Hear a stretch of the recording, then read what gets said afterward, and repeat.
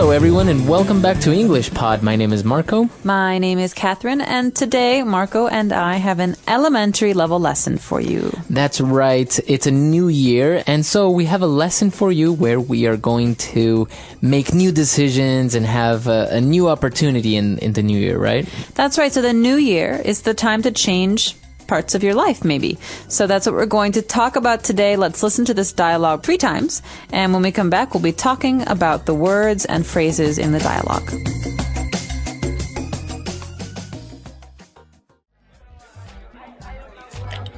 Now that it's the new year, I've decided to turn over a new leaf. Yeah? You finally decided to wipe the slate clean? You got it. I have a new job. I'm living in a new city with new friends. This is my opportunity to make some small changes in the way I live my life. So what are you going to do? Take up an art class or something? Well, first of all, I've decided to stop smoking.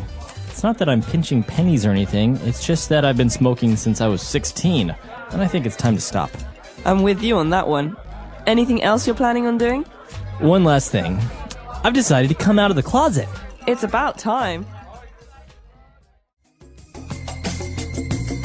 All right, we're back. And so if you notice, the dialogue has actually a lot of really, really rich phrases in there. So today we're going to change the format a little bit, and we're going to do Fluency Builder in 2 different sections. So starting out with the first one on Fluency Builder Part 1. Fluency Builder.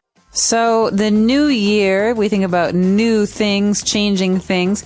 We have a great phrase in English to describe starting fresh, starting anew. And we say, turn over a new leaf. Okay, so you turn over a new leaf. So that means that you are going to maybe make a radical change, right? Some completely new. That's right. So if you think about it, it's a new chapter in your life or a new adventure or something like that. Maybe you're going to quit your job, turn over a new leaf, start a new job. Okay. So you can say, I'm going to turn over a new leaf, or Sarah turned over a new leaf and quit smoking. Let's turn over a new leaf and forget the past. There we go.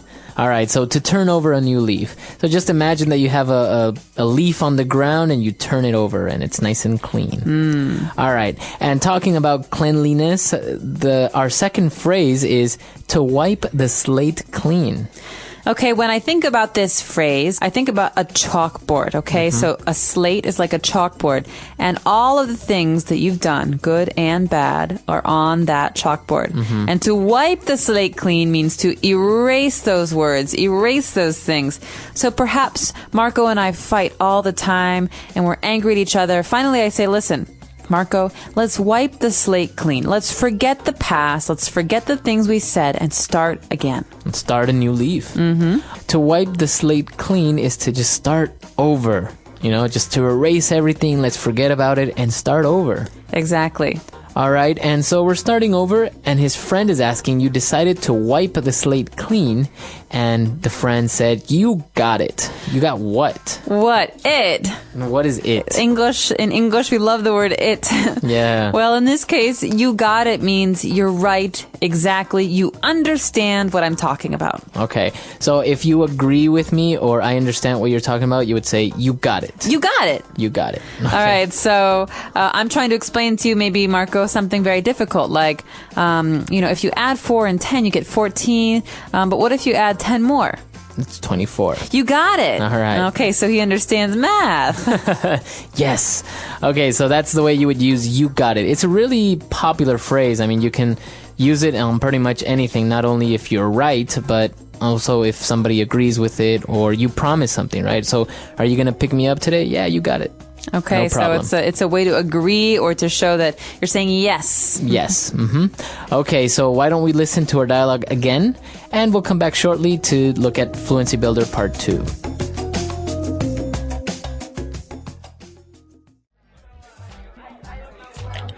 Now that it's the new year, I've decided to turn over a new leaf. Yeah?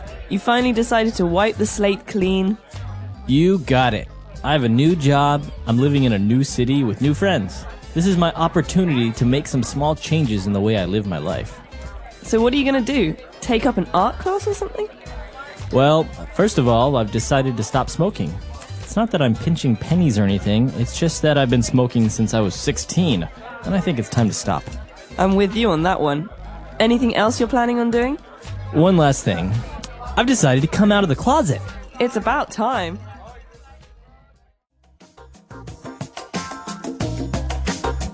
All right, we're back, so now let's continue with our Fluency Builder.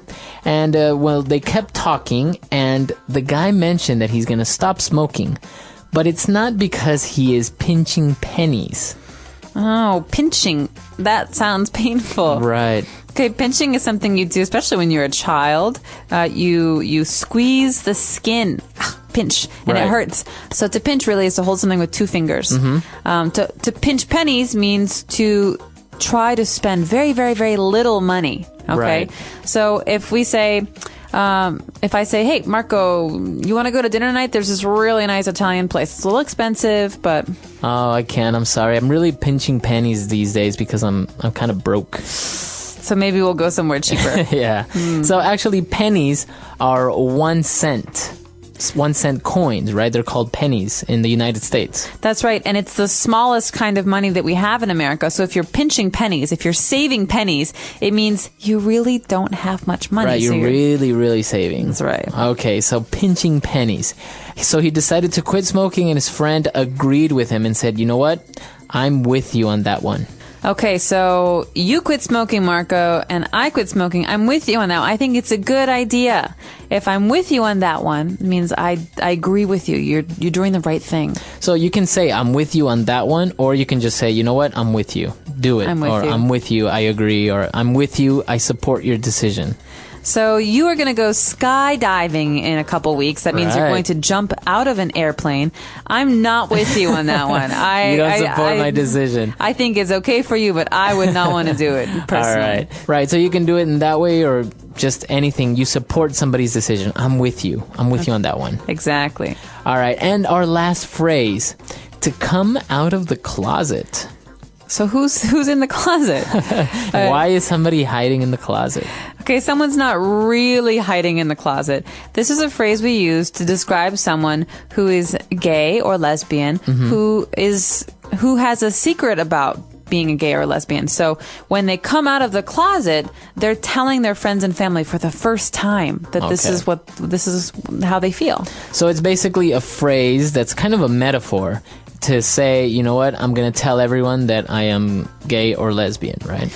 That's right. Well, it's because in English, oftentimes a closet is a place where we keep secrets.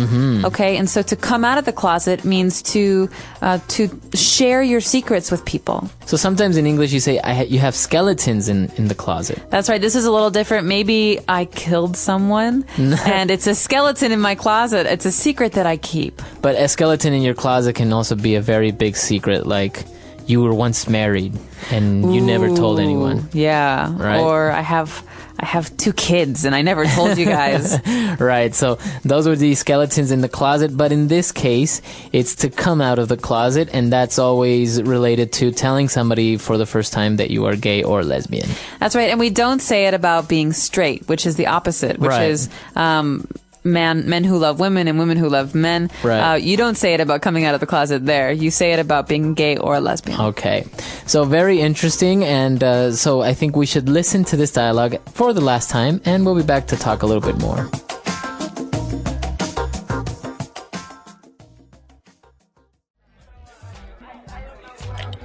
Now that it's the new year, I've decided to turn over a new leaf. Yeah? You finally decided to wipe the slate clean? You got it. I have a new job, I'm living in a new city with new friends. This is my opportunity to make some small changes in the way I live my life. So what are you going to do? Take up an art class or something? Well, first of all, I've decided to stop smoking. It's not that I'm pinching pennies or anything, it's just that I've been smoking since I was 16, and I think it's time to stop. I'm with you on that one. Anything else you're planning on doing? One last thing. I've decided to come out of the closet. It's about time.